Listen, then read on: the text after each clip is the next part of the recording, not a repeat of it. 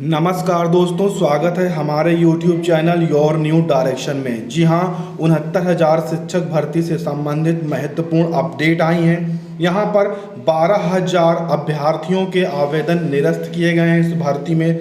साथ में अब परिणाम कब तक आएगा इस बारे में भी आपको मैं महत्वपूर्ण जानकारी दूंगा और कहाँ कहाँ पर केस होने की संभावना है यहाँ पर भी हम पूरी बात करने वाले हैं। कुछ गलतियाँ हुई हैं पीएनपी के माध्यम से जिसका भुगतान हो सकता है कि अभ्यर्थियों को करना पड़े। सबसे पहले आप यहाँ पर देख पा रहे हैं कि सभी सोशल मीडिया पर आपको एक ये पीडीएफ वायरल दिख रही होगी जहाँ पर लगभग 12,000 अभ्यर्थी ऐसे हैं जो 69,000 शिक्षक भर्ती से संबंधित हैं जिनके आवेदन निरस्त किए गए हैं। तो आप यहाँ पर समझ लें, परेशान मत हो, ये आवेदन क्यों निरस्त किए गए हैं। तो जैसे ही हम इसको पढ़ते हैं, साफ साफ यहाँ पर लिखा हुआ है, सहायक अध्यापक भर्ती परीक्षा 2019 में शैक्षिक योग्यता के आधार पर आवेदन निरस्त किए गए हैं। यानी जिन अभ्यर्थियों के क्वालिफिकेशन कम थी, यानी कि ग्रेजुएशन, बीटीसी वगैरह क्वालिफिकेशन मांगी गई थी, बहुत अभ्यर्थियों ने इंटरमीडिएट से ही आवेदन कर दिया है अन्य राज्यों से, उनके आवेदन निरस्त किए गए हैं। उसके बाद आयु के आवेदन निरस्त किए गए हैं। जो आयु सीमा तय की गई है इस भर्ती में, उस आयु सीमा से कम या ज़्यादा वर्ग के अभ्यर्थियों ने आवेदन किया है, उनके आयु के आधार पर आवेदन निरस्त किए गए हैं। साथ में हम बता दें, जिन अभ्यर्थियों ने एक अभ्यर्थी ने एक से अधिक आवेदन कर दिया है उनके भी आवेदन निरस्त किए गए हैं। तो इन 3 आधार पर ये आवेदन निरस्त किए गए हैं। उन्हीं की 12,000 अभ्यर्थियों की लिस्ट है जो आवेदन निरस्त हुए हैं।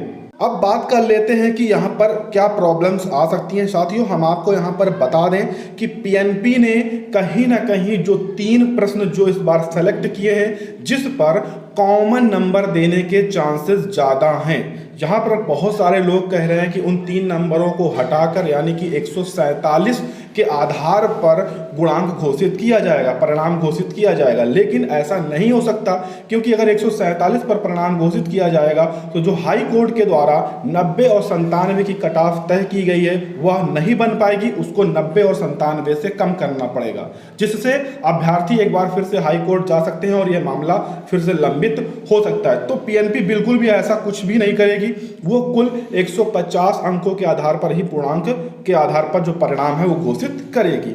वहां पर जो 3 प्रश्न उन्होंने उठाए हैं वह भी किसी भी कारण से गलत नहीं थे, जो कि हिंदी से थे, साहित्य हिंदी से थे।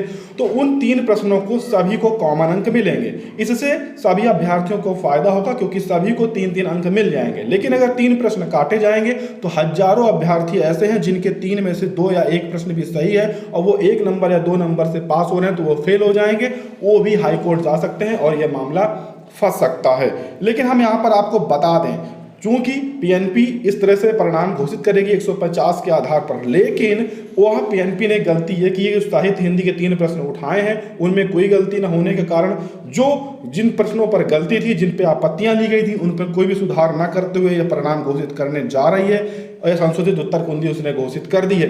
इसके चलते जो इसके खिलाफ के अभ्यर्थी हैं जो पास आउट नहीं हो रहे हैं, वो इलाहाबाद जो बेंच है, इलाहाबाद जो हाई कोर्ट है, उसके लिए बड़े वकीलों को हायर करने की जो प्रक्रिया है उन्होंने शुरू कर दी है। जल्द ही आपको इस केस के बारे में सूचना मिल जाएगी कि अभ्यर्थियों के द्वारा इस मैटर को लेकर, यानी उत्तर कुंजी को लेकर एक अपील दाखिल की गई है जिसमें कुछ भी हो सकता है।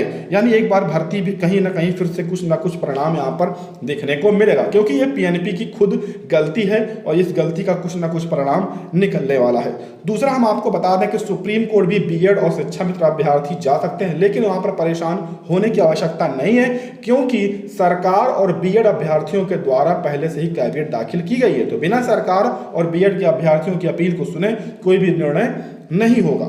लेकिन हम बता दें रिजल्ट की, जैसा कि शिक्षा मंत्री और मुख्यमंत्री महोदय के द्वारा कहा गया कि 1 हफ्ते में परिणाम घोषित करके नियुक्ति पत्र दिए जाए, लेकिन अब इसकी संभावनाएं कम हो गई हैं, क्योंकि पीएनपी असमंजस में है कि वो 147 पर परिणाम घोषित करे कि 150 पर घोषित करे। उसके पास बहुत सारे ऐसे प्रश्न हैं जिनके उत्तर वो उनको समझ में नहीं आ रहे। इसके चलते परिणाम बुधवार या बृहस्पतिवार तक ही जारी होगा, उससे पहले यह परिणाम की घोषणा नहीं कर सकते हैं। जब भी परिणाम घोषित घोषित होगा उसके एक दिन पहले या 2 दिन पहले एक विज्ञप्ति के माध्यम से सभी अभ्यर्थियों को सूचित किया जाएगा। अचानक से परिणाम घोषित नहीं होगा। तो जैसे ही वो विज्ञप्ति जारी होगी आपको इस चैनल के माध्यम से सबसे पहले सूचना दी जाएगी। इस भर्ती की हर प्रकार की छोटी बड़ी सूचना इस चैनल पर आपको मिलती रहेगी। इसके लिए चैनल को सब्सक्राइब करके बेल आइकन दबाकर जरूर रखें।